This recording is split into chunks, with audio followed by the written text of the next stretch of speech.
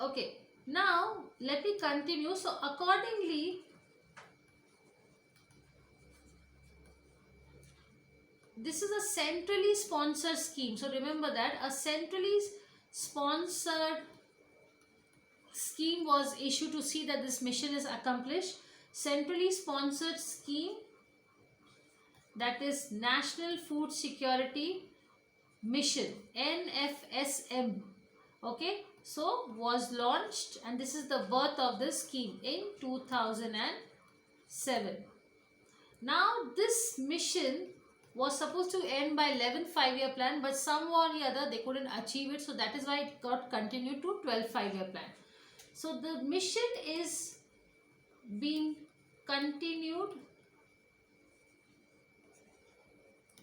during the 12th 5-year plan, and some more additional points have been done. So what are the new additional production of targets? So the first is that 25 million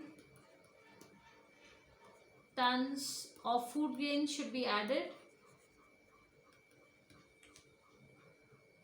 Okay, and which has in this 25 million, so first is 10 million tons of rice, 8 million is for wheat, 4 million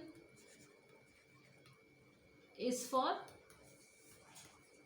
pulses, and 3 million tons, now this is an addition, is of coarse cereals. Okay, and this should be by the end of 12th 5-year plan. So that is 25 million tons of addition, which is 10 million of rice. So 10 plus 8, then 8 is wheat. So 18, 18 plus 4 is 22, that is pulses. And another 3 million tons of coarse cereals is, so that comes to 25. So 25 is an addition to all the previous existing plans. Okay. Yes, coming to the next point.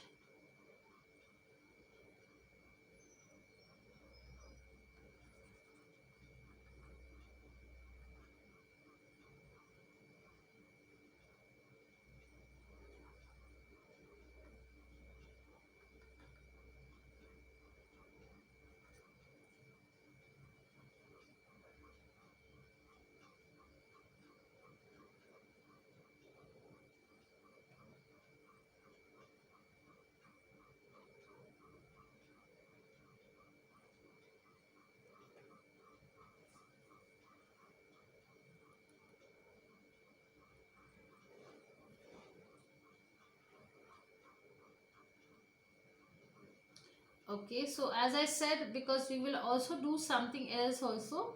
Now the National Food Security Mission of NFSM during the 12 5-year plans have 5 components. Okay, so we will have a look for the 5 components. Yes, let me just clear this. Yes. So what are the 5 components? As previous plan also there were 6 components. So this also has 5 components. So 5 components during 12th 5-year plan. Okay, so the first one is NFSM rice, second one is NFSM wheat, third is NFSM pulses, if you remember, then fourth is NFSM coarse cereals, and now this is an addition, so NFSM commercial crops like jute, cotton, sugar. Okay, so the objectives of NFSM are increasing the production of rice, wheat, pulses, coarse cereals through area expansion and productivity enhancement in a sustainable manner in the identified districts of the country. So every district is identified, and based on that this this mission has been accomplished. And we also have to restore the soil fertility. Okay, So that is why the individually you have to go to each and every farm and see that how fertile is the soil. And we also have to see that there is an enhancement of farm level economy. Okay, so this is only done because we have to bring the confidence among the farmers. Okay, so the mission is adopting the following strategies. So let us see the strategies. Okay, so the first one is they are focusing on low productivity and high potential districts, including cultivation of food, grains, crops in the rain fed area. So this is the first win. What is it? It is to focus on the low productivity and high potential districts, including cultivation of food grain crops in the rain fed area. Let's see the second strategy. So these are the strategies to do it in a most efficient manner.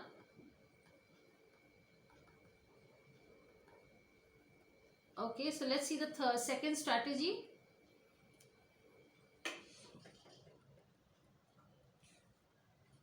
So this is the second one is implementation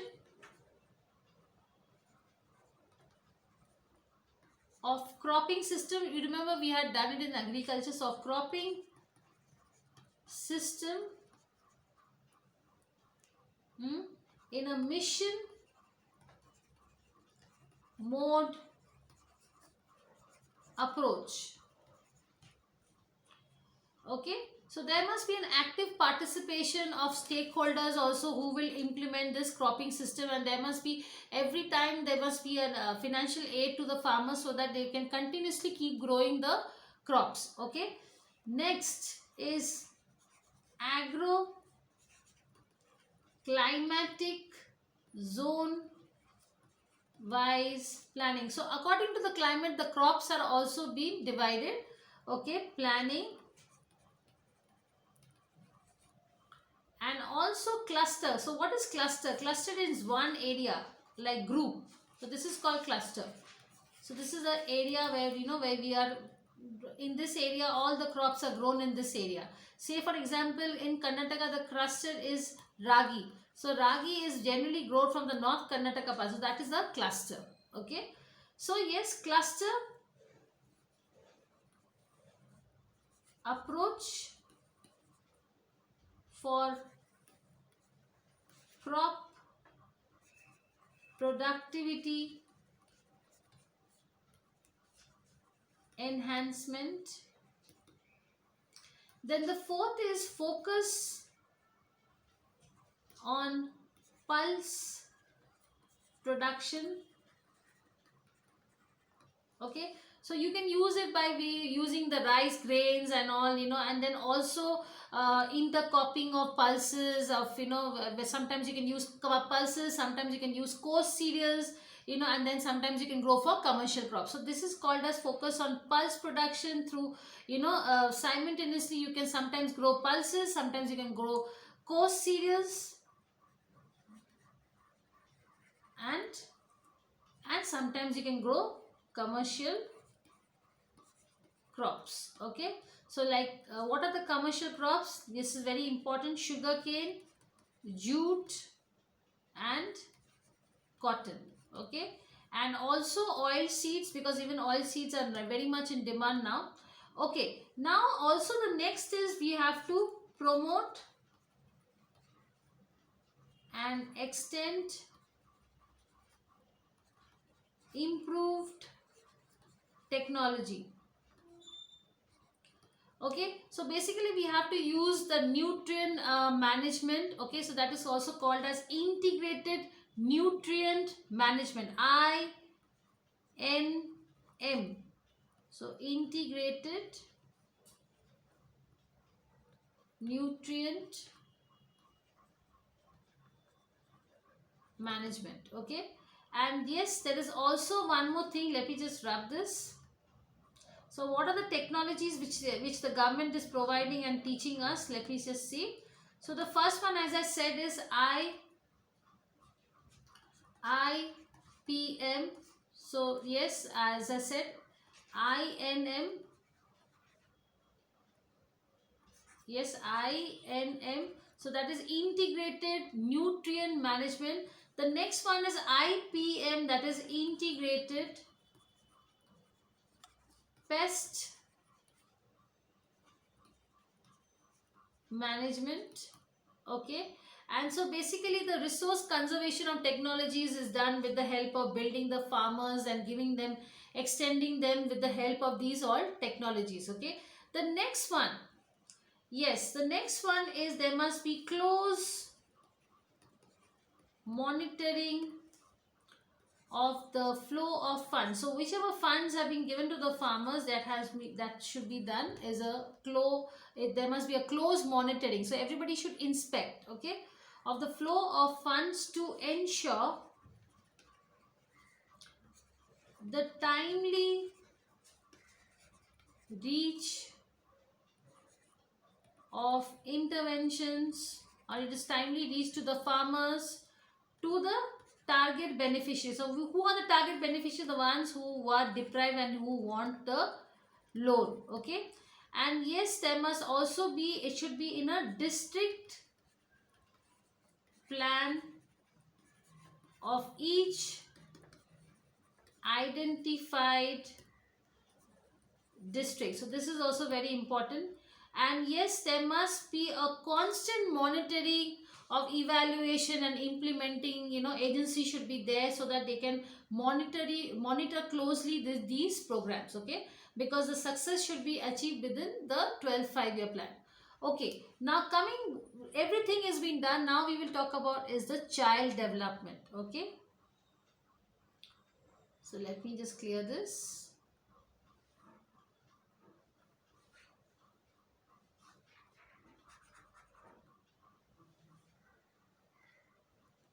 Okay, so now we will talk about is integrated child development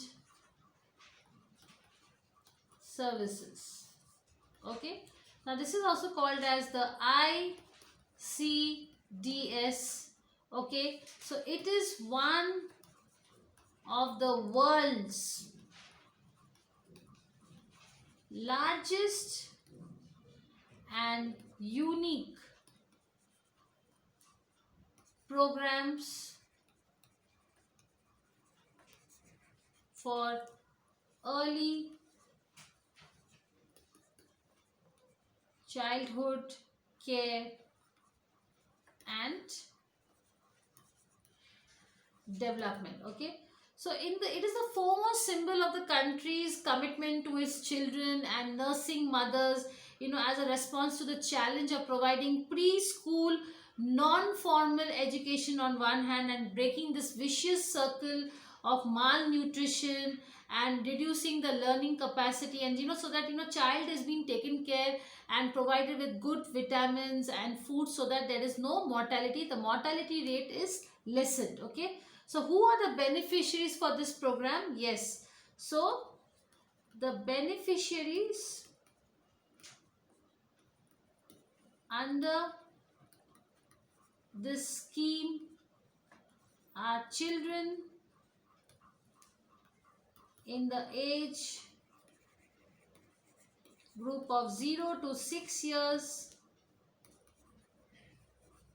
pregnant women, and other mothers